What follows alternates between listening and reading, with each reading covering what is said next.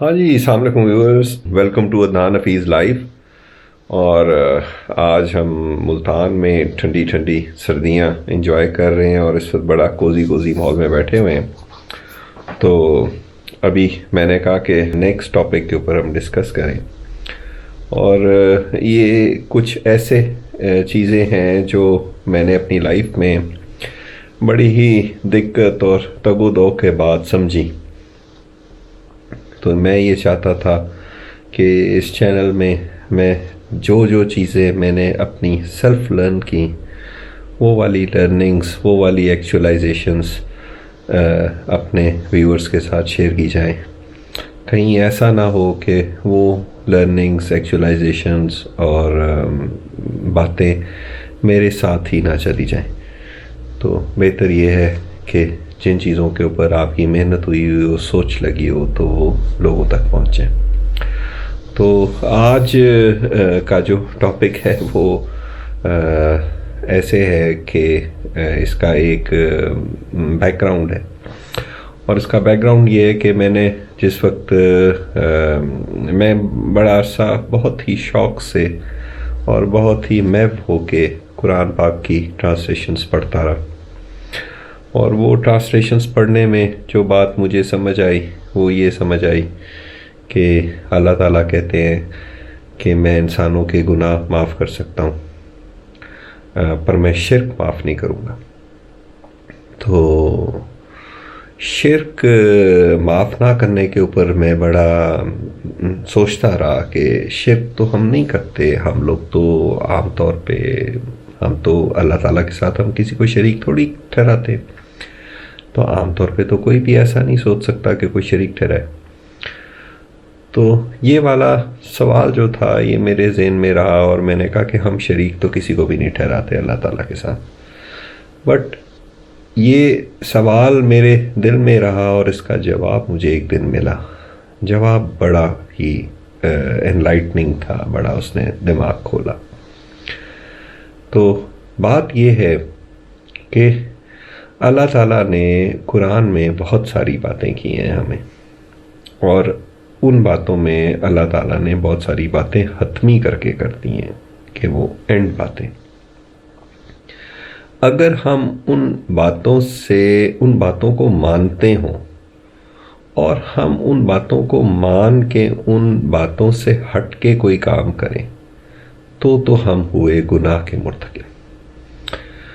اگر ہم اللہ تعالیٰ کی بتائی ہوئی باتوں کو سے بڑھ کے اپنا اوپینین اس سے اوپر رکھ دیں تو پھر ہم شرک کے مرتکب ہو جاتے ہیں۔ اب میں آپ کو اس کو مثال دے کے سمجھاتا ہوں۔ ہمارا قرآن کہتا ہے کہ جھوٹ مت بولو۔ اگر ہم اس بات کو ایز سچی بات مانتے ہیں، اگر ہم اس بات کو سب سے صحیح بات مانتے ہیں کہ جھوٹ نہیں بولنا چاہیے، اور اس کے بعد اگر ہم جھوٹ بولتے ہیں تو ہم ہیں گناہ گار۔ اگر ہم یہ کہیں کہ جی جھوٹ بولنا تو ٹھیک بات ہے، جھوٹ نہیں بولیں گے تو کاروبار کیسے کریں گے، جھوٹ نہیں بولیں گے تو نوکری کیسے چلے گی، تو پھر ہم نے اپنی بات اللہ تعالیٰ کی بات سے اوپر رکھ لی، تو ہم لوگ مشرک کی کیٹیگری میں چلے گئے۔ ہم نے شرک کر لیا، اللہ تعالیٰ شرک نہیں معاف کریں گے۔ تو یہ ایک بات تھی، بڑی ایک چھوٹی سی مثال کے ساتھ میں نے آپ کو بتائی۔ قرآن میں ایسی بہت ساری باتیں ہیں، قرآن میں اللہ تعالیٰ بہت ساری باتیں کرتے ہیں۔ اگر ہم ان باتوں سے بڑھ کے اپنا اوپینین اللہ تعالیٰ کے اوپینین سے اوپر رکھ دیتے ہیں، تو اس کا مطلب یہ ہے کہ ہم نے اپنے آپ کو اللہ تعالیٰ سے بہتر سمجھ لیا، تو ہم شرک کے مرتکب ہو گئے۔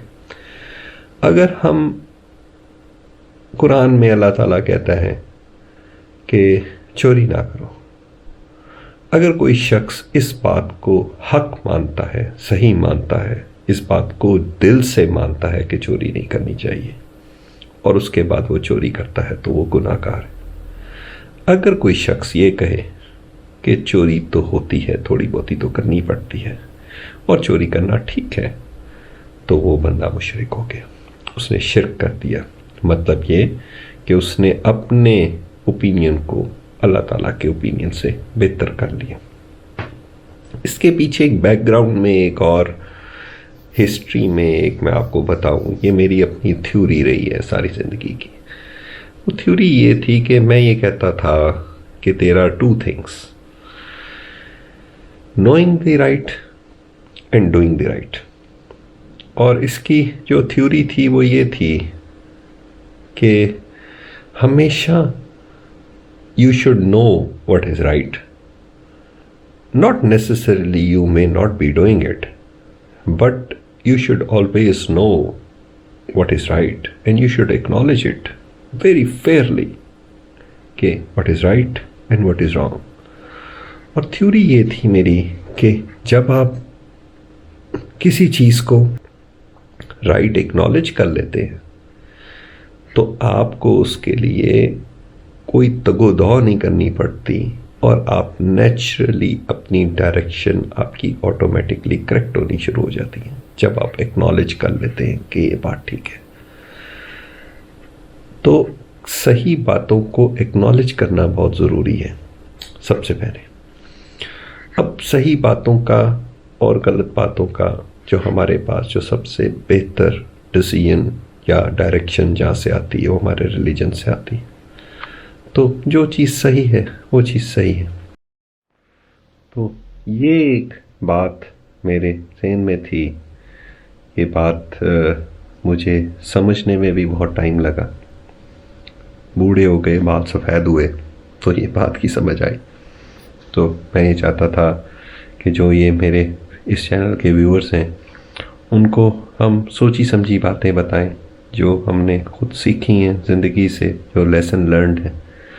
تو اس میں اپنے اوپینین کو کبھی بھی اللہ تعالیٰ کے اوپینین سے اوپر نہ رکھیں. اور جو اللہ تعالیٰ نے اوپینین اپنا دیا ہے وہ ہمارے قرآن میں بڑا ڈائریکٹلی بتایا گیا ہے.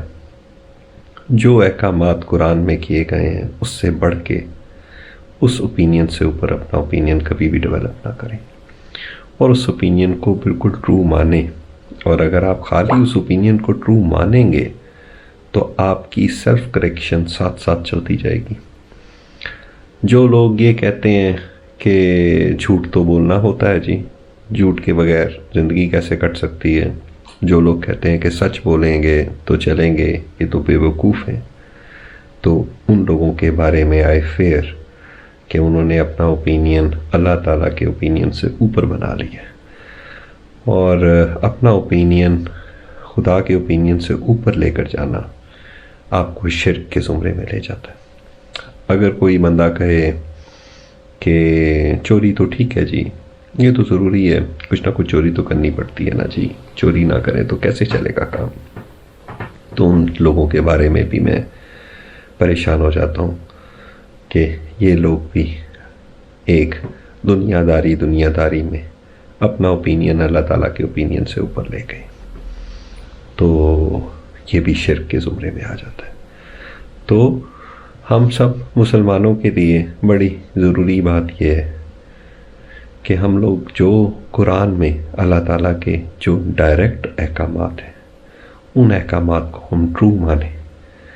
ہم ان احکامات کے برابر چلیں یا نہ چلیں, نہ چل سکیں یہ اور بات ہے, مگر یہ کہ اس کو ہم 100% امپورٹنس اور 100% ہائٹ پہ انہی کو رکھیں اور اس کے بعد ہم اپنی زندگی گزارتے جائیں. اگر ہماری نیت ٹھیک ہے اور ہم اس کے لیے ہم رائچس ہیں, دل میں ہماری دلی نیت ٹھیک ہے, تو اللہ تعالیٰ مواقع ایسے بناتا جاتا ہے. آپ ڈیسیژنز اپنی زندگی میں ایسے کرتے جاتے ہیں کہ آپ جھوٹ سے بھی دور ہوتے جاتے ہیں. آپ ڈیسیژنز اپنی زندگی میں ایسے کرتے جاتے ہیں کہ آپ چوری سے بھی دور ہو جاتے ہیں.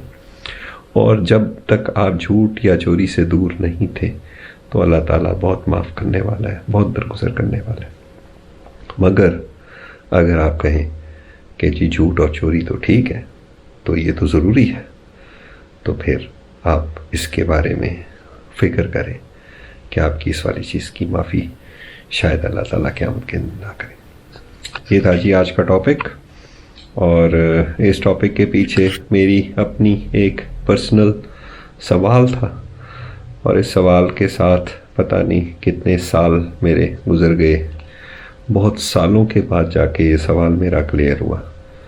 تو یہ سمجھیں آپ کہ یہ میری زندگی کی جمع پونجی کی کچھ باتیں ہیں، یہ میں آپ کو بتا رہا ہوں، اور اس امید پہ کہ میری اس محنت سے کچھ اور لوگ شاید مستفید ہو سکیں. اللہ حافظ. Thank you for watching.